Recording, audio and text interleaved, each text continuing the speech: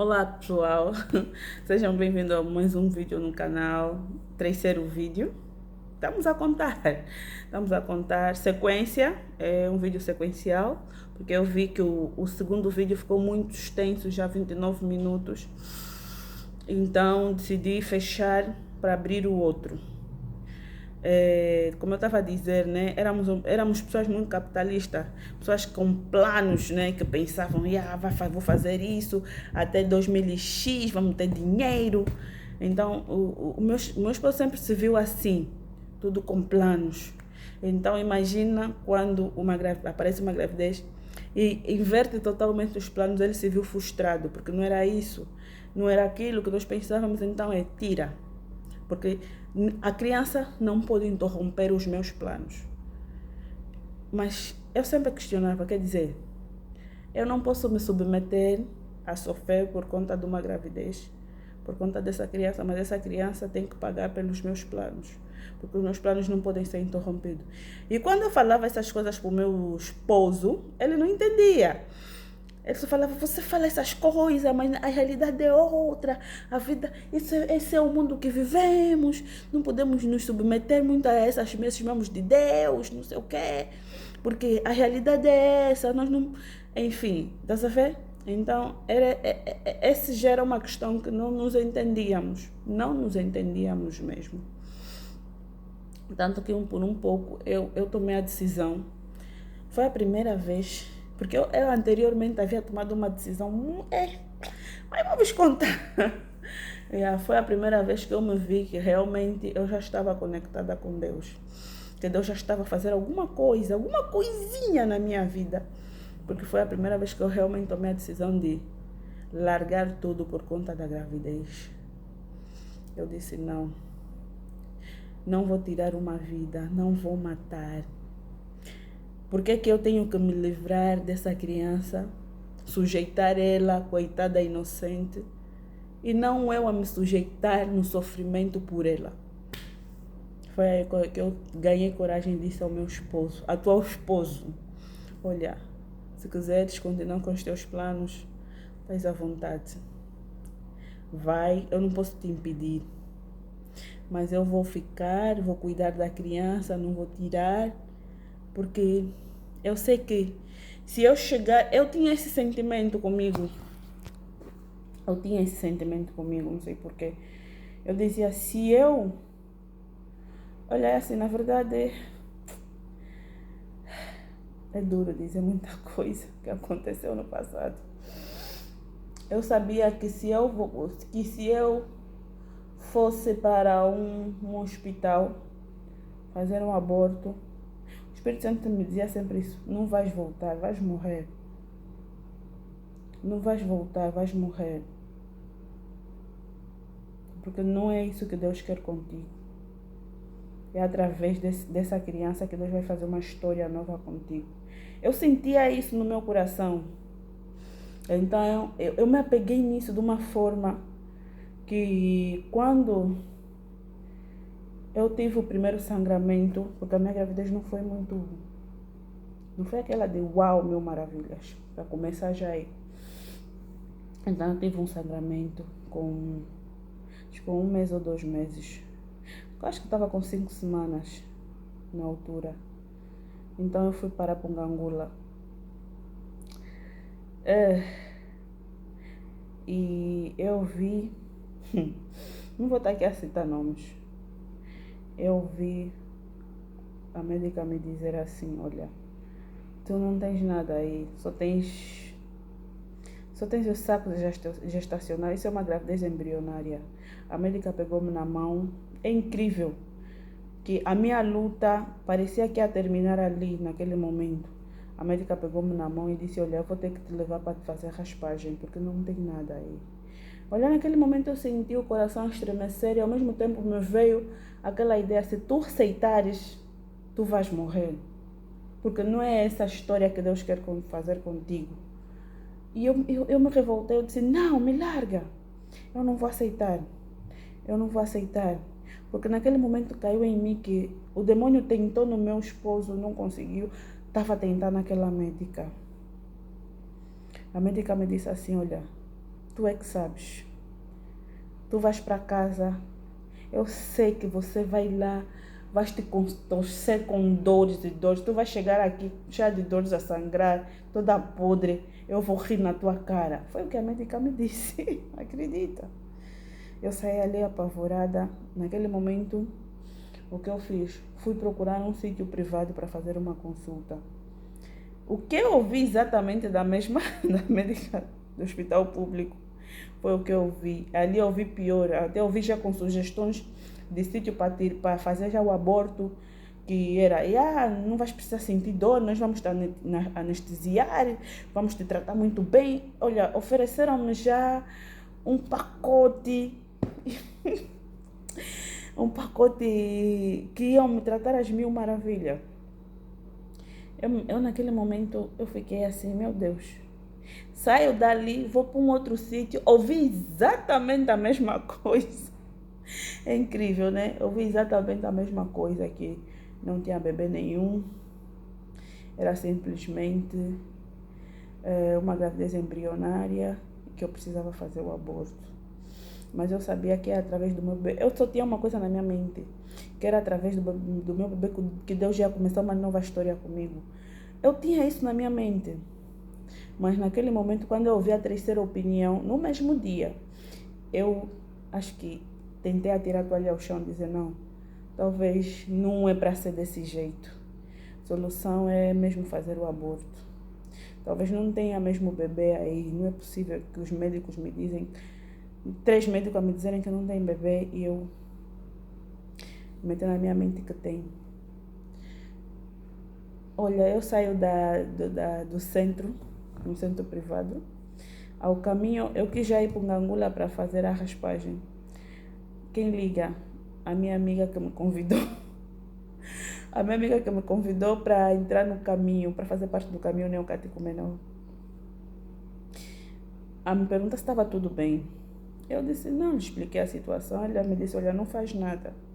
Liga para o catequista. Peça uma palavra ao catequista. O que ele te orientar é o que você vai fazer. Foi o que eu fiz. Eu já na porta do Ngangula liguei para o catequista. Expliquei a minha situação.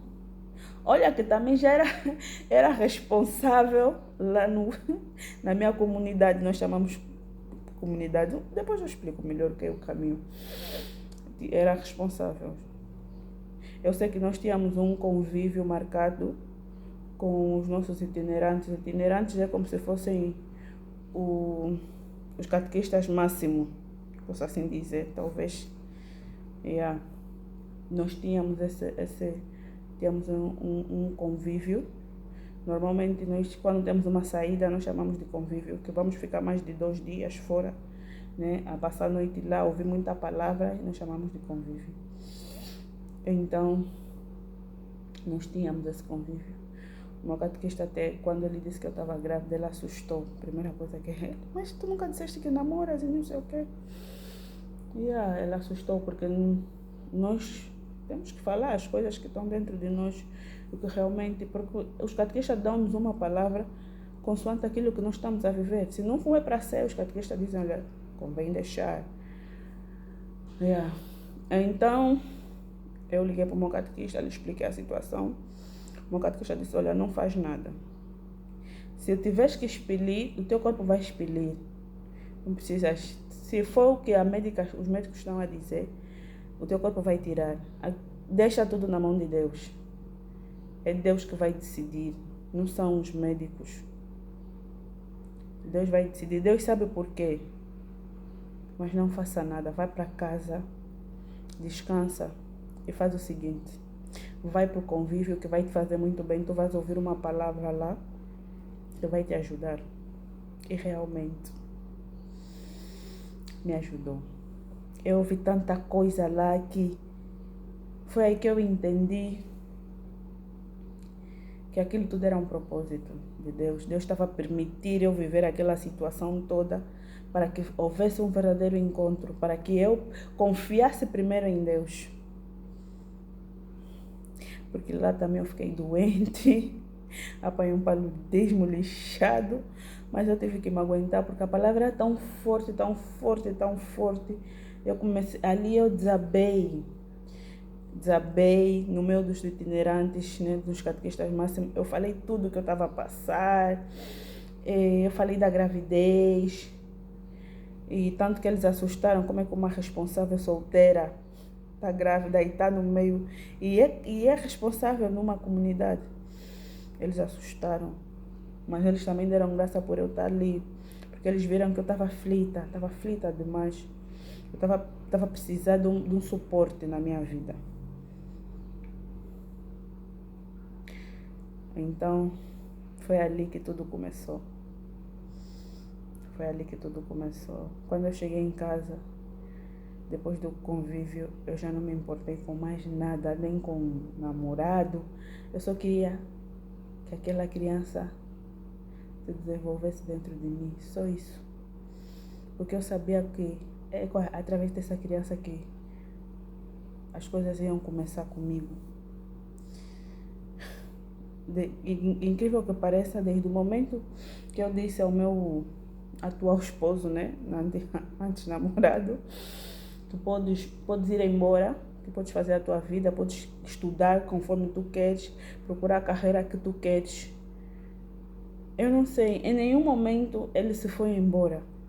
Ele ligava, mesmo com aquela falta de vontade, ele ligava para saber como é que nós estávamos, como é que eu estava. Ele ligava, mas pronto, mas por fim acabava sempre por falar do aborto, não sei o quê, que ainda há uma esperança para nós estamos, os planos que nós estávamos a ter, sempre acabava por falar nesses assuntos, né? Mas ele sempre ligava, eu sempre lhe dizia, um dia tu vais entender. Um dia tu vais entender o que Deus está fazendo conosco. Deus não está fazendo só comigo, mas também de qualquer jeito está fazendo contigo, porque tu estás muito apegado ao dinheiro. Tu precisas entender que os planos de Deus não são os teus planos. Eu lhe disse uma coisa que até hoje é verdade. O Davi vai nascer e tu ainda não terás terminado a universidade, mas tu darás alguns passos na vida. E até hoje, o meu esposo ainda não concluiu, quer dizer, concluiu agora, né, o mestrado. E o Davi já vai fazer 4 anos. Incrível. Meu esposo ainda nem sequer defendeu. E graças a Deus, com Deus é bom, e já demos alguns passos na vida. Então, só para ver que é Deus que faz as coisas. Claro que nós não temos que ficar parados, temos que correr atrás. Mas é necessário, às vezes, deixar os nossos planos de lado. Deixar de querer fazer por vontade própria. Porque às vezes achamos que o que nós pensamos é o que vai acontecer. E quando não acontece, acabamos totalmente frustrados. Porque Deus não permite que as coisas aconteçam segundo a nossa vontade e nos frustra. Então, foi muitas das vezes aconteceu isso com ele, porque ele também não sabia, coitado.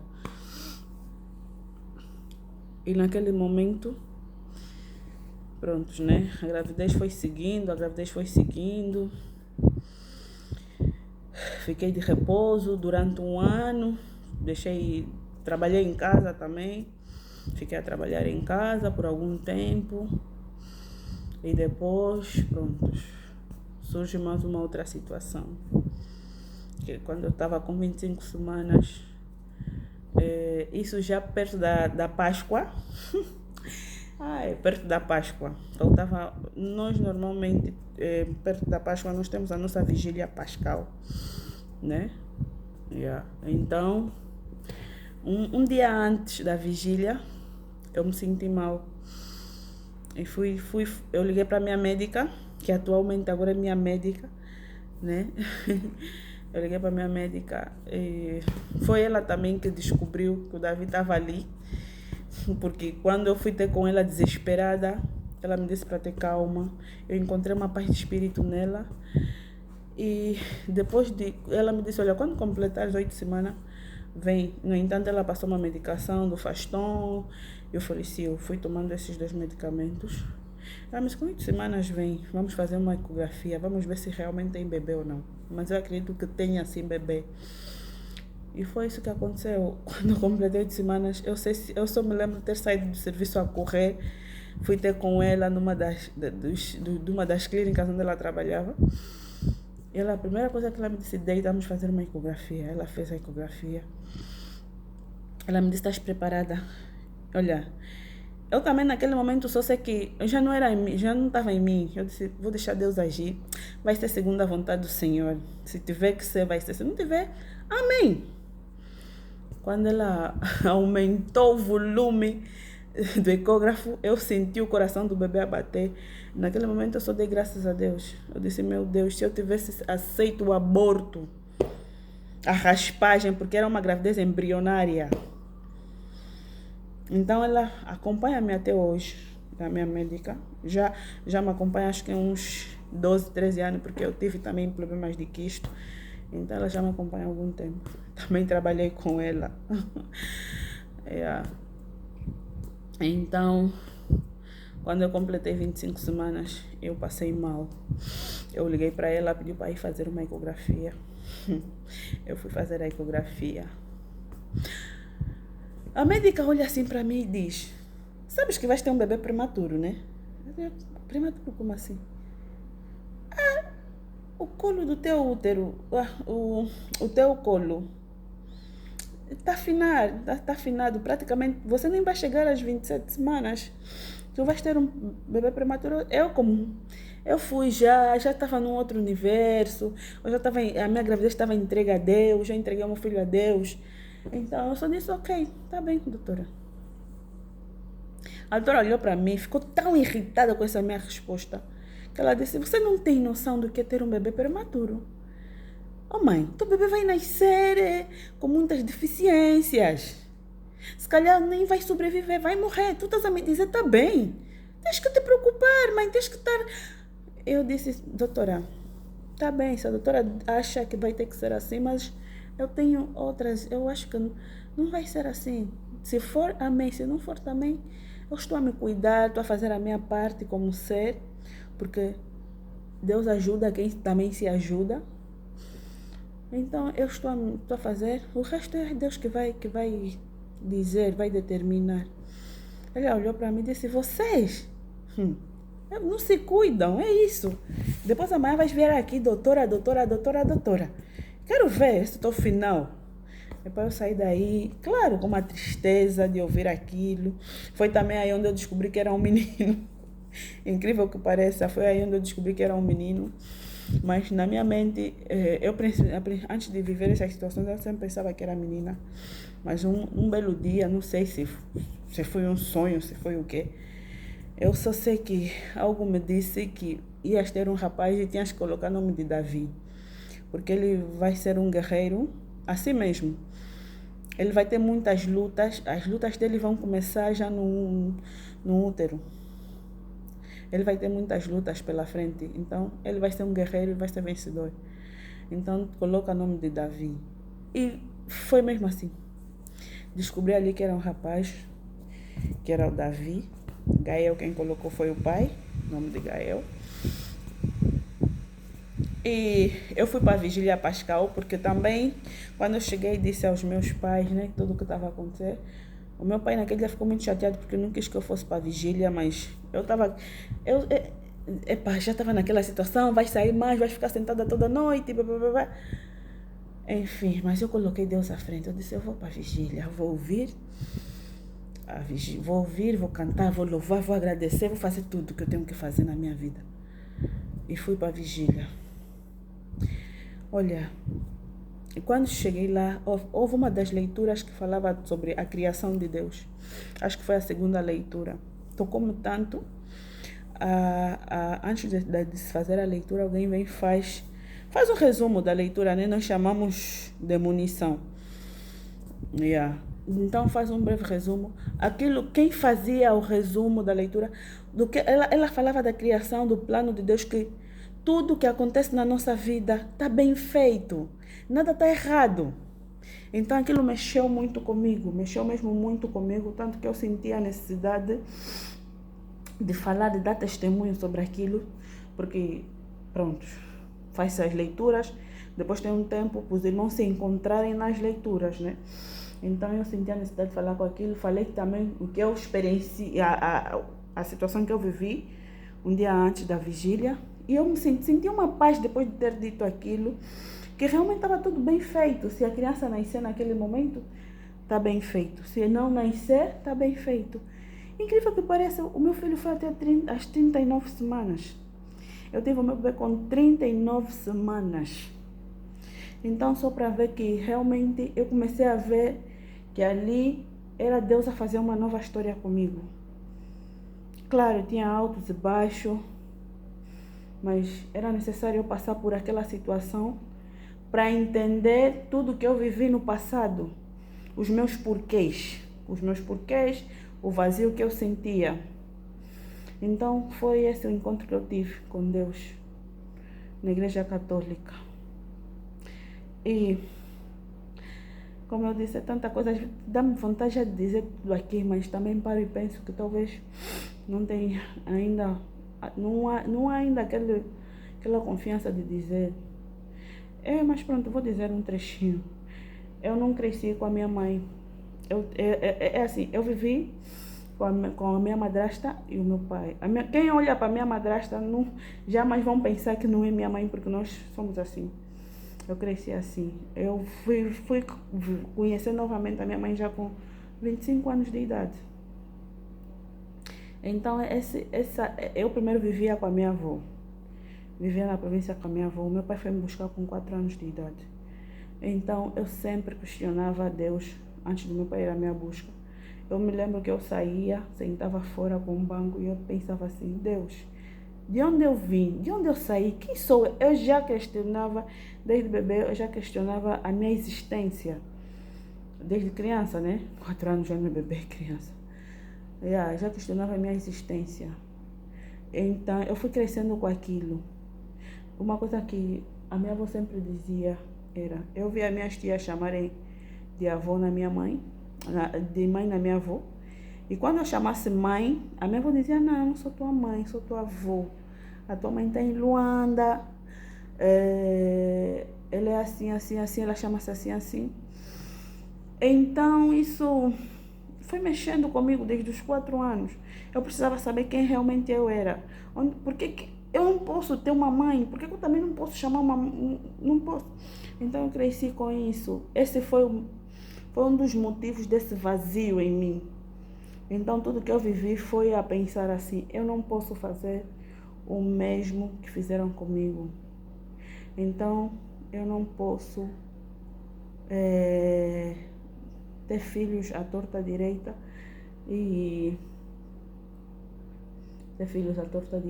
colocar no mundo e abandonar. Então eu cresci com uma revolta, por a minha mãe não tá ali, porque eu não conhecia a minha mãe, não sabia quem era a minha mãe. Então eu cresci com essa revolta, Quando meu pai foi à minha busca na província, eu pensei assim, uau, vou conhecer a minha mãe. Quando eu cheguei, meu pai disse, não, ela não é a tua mãe, mas ela vai ser a tua mãe. Olha, eu só tinha 4 anos. Imagina para uma criança que estava louca para conhecer a mãe. E depois disse, não, ela não é tua mãe. E talvez voltou de novo aquilo tudo, mas quem é a minha mãe? Então, eu vivi também muito frustrada com isso. São muitas histórias, mas com o tempo eu vou aqui falando. Também tem a ver, tudo tem a ver, né? Mas graças a Deus, hoje eu conheço tanto a minha mãe de criação, a minha mãe biológica, e nos damos super bem. E tem uma coisa também que eu cresci. Eu sempre tive no coração, não sei porquê, mas sempre tive isso no coração, que eu não devia ter mágoa nem raiva da minha mãe. Sempre tive isso no coração, então eu não cresci com mágoa nem raiva da minha mãe. E eu cresci frustrada por não ter ela por perto. por não saber quem era ela, né? O abandono da minha mãe é uma coisa que me frustrou muito. Mas eu nunca tive ódio. Eu sempre dizia assim, por que eu vou ter raiva da minha mãe se Deus não tem raiva de mim? Eu não posso ter, se eu não tenho raiva de ninguém, eu não posso ter raiva, se eu não tenho raiva da minha mãe, eu não posso mais carregar ódio de ninguém. Sempre pensei assim, eu não posso ter ódio por ninguém, porque eu não tenho raiva da minha mãe. Se tivesse que ter raiva de alguém, seria da minha mãe, mas eu não tenho, eu não sinto.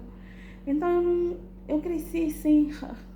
Claro que eu tinha muitos questionamentos, tinha uma tristeza, né? Mas ódio não tive, graças a Deus, Deus não permitiu. E eu pedia também a Deus que não me permitisse ter esse sentimento. Não, sempre pedia a Deus que não me permitisse carregar esse sentimento na minha vida. Então assim aconteceu. Epa, eu não sei se com o tempo vou fazer um outro vídeo, né? Mas eu só vou dar sequência se realmente as pessoas disserem que estão a gostar ou não. Sei que é muito cedo, claro, talvez uma ou duas pessoas vão ver o vídeo, mas essas uma, duas já é diferente. Então, vou terminar por aqui. A história é muito longa, mas não vamos só me apegar à minha história, tem outras coisas também para falar, né? Então, mas isso é só para mostrar como realmente eu me tornei uma verdadeira cristã, ou como eu estou no caminho de ser cristã católica. Porque ainda tenho muita coisa também da Igreja Católica para falar, porque muitos questionamentos, porque as pessoas questionam também, porque Maria, porque ela tem imagem, isso tudo vamos tirar todas as dúvidas, né? A ideia é trazer aquilo que é puro da católica, aquilo que é beleza na católica, aquilo que realmente a católica acredita. Então, a ideia também é ter esses conceitos, né? Tentar limpar um pouco, como eu já disse, tentar limpar um pouquinho essa imagem da igreja. Porque a igreja, claro, está a viver também um momento de mudanças. Não acredito que não seja só a igreja católica. Há muitas igrejas agora que estão a ser... O demônio está a destruir mesmo com... Então, a católica também não é diferente. Há muitas situações que estão a acontecer com os padres também, com muitos irmãos também. Então, mas a doutrina é santa. Por mais que tenha uma ou outra situação dentro da igreja, a doutrina não muda. Então é isso que as pessoas têm que entender. O que estraga a igreja, a igreja é feita de pecadores, como eu já disse, somos todos seres humanos. Mas a igreja tem uma doutrina muito bonita e ela é casta, vou assim dizer, é limpa, né? Não é afetada. Então, também eu vou trazer isso tudo no canal. Não só, também vou vos mostrar a minha rotina com a minha família, vou vos apresentar a minha família. Eu não sei se vou vos mostrar, mas pronto. Eu estou agora também a fazer o enxoval da minha bebê. Provavelmente também vou mostrar um pouquinho. Como eu disse, né? Não tem como não trazer um pouquinho da rotina no vídeo, no canal, não tem. Não tem mesmo como, porque às vezes tu estás a fazer uma coisa, vais ter que gravar e outro. Para ter sempre um conteúdo. E para o conteúdo não ser só limitado, né? A ideia também não é essa, limitar o conteúdo. Então, vou ver agora, talvez nos outros vídeos eu traga um pouquinho daquilo como é que eu estou a fazer para o enxoval da minha bebê, né? E também, se calhar vou mostrar cada membro da minha família, vocês vão conhecer, por aí. Então, esse foi mais um vídeo. Espero que vocês compartilhem, dão muitos likes e que se inscrevam no canal, né? O canal mesmo ainda é novo. Até quero mudar o nome do canal, não estou a conseguir. Nem sei como ir no YouTube para mudar o nome do canal. Mas pronto, vou pedir ajuda. Tenho que pedir mesmo ajuda nas outras criadoras de conteúdo. E depois também venho para falar de algumas criadoras de conteúdo que realmente mexem muito comigo, que realmente eu respeito, que compartilham das mesmas ideias que me impulsionaram a criar esse canal, porque muitas delas fazem um bom trabalho e se calhar nem sabem que estão aqui desse lado a nos dar uma força. Então, elas também merecem sim ser bem faladas. Tem mesmo um vídeo só falar delas. Então, eu vou fazer isso. Bem haja, bem haja. Eu dou sempre graças a Deus, cada um com a sua história, né? Cada um com a sua forma de pensar. Mas é sempre uma outra coisa que você vai tirando dali e você vai se reerguendo ou vai se alimentando de coisas boas das outras criadoras de conteúdo. Então, eu vou fazer uma listinha de quem elas são e vou dar mesmo um bem-aja para elas. Elas merecem. Bom, eu vou ficando por aqui. Eu já falei muito. Vou tentar lavar o cabelo, porque eu tenho que lavar o cabelo. Vou criar coragem para lavar o cabelo. E te olhei uma coisa, eu estou sozinha em casa.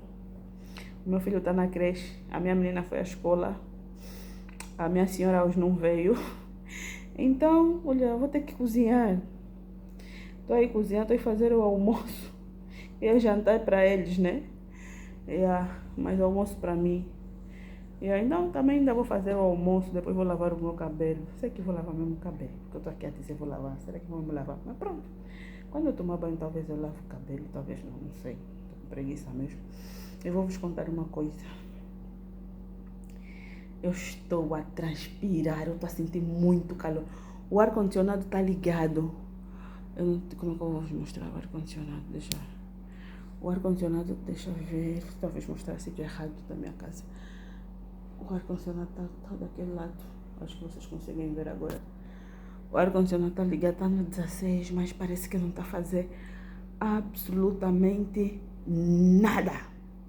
Eu só estou a transpirar e, meu Deus, eu estou a sentir uns calores que eu não sei como vou resolver essa situação.